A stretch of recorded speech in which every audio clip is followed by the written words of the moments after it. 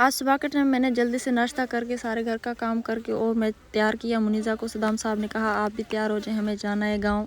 Saddam صاحب نے bike start کی اور ہم لوگ جا رہے تھے تو ڈوگی بھی ہمارے ساتھ ساتھ چل رہے تھے، لیکن نہر سے جو واپسی لوٹ کر آ گئے تھے۔ میں نے صدام صاحب سے کہا کہ آپ جو رک جائیں نیو گھر پہ، کیونکہ مجھے جو واش روم دیکھنا تھا۔ میں کہیں بھی باہر جاتی ہوں تو منیزا کے کپڑے ضرور لیتی ہوں، کیونکہ چھوٹی بچی ہے تو اس لیے اس کے کپڑے جو چینج کرنے پڑتے۔ خیر میں نے اس میں امی جان کا بھی سوٹ رکھا تھا۔ ماشاءاللہ ہمارا واش روم بھی یہاں تک بنا ہے اور باقی کا سامان بچا ہوا ہے۔ انشاءاللہ دعا کریں ہمارے لیے، جلد سے جلد ہم جو کام شروع کروا لیں۔ کچھ اینٹیں پڑی ہوئی تھی، کچھ ریتی پڑی ہوئی تھی، لیکن منیزا نے اپنے کپڑوں کا شاپر خود ہی اٹھایا ہوا تھا۔ اپنے گھر کو دیکھ کے میں تو بہت زیادہ خوش ہوتی ہوں، مجھے بہت زیادہ خوشی محسوس ہوتی ہے، لیکن منیزا ماشاءاللہ بہت ہی زیادہ خوش ہوتی ہے وہاں پر جا کے کھیلتی ہے۔ اس جگہ پر جو کھڈا تھا اس میں بھی ہم نے مٹی ڈلوا کے اور اسے بھی اوپر کر لیا ہے۔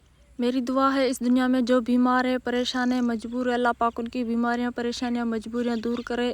جو بے اولاد ہے اللہ پاک ان کو نیک اولاد سے نوازے۔ اللہ پاک آپ لوگوں کو خوش رکھے، آباد رکھے، جہاں بھی رہیں خوش رہیں، آباد رہیں، ہنستے رہیں۔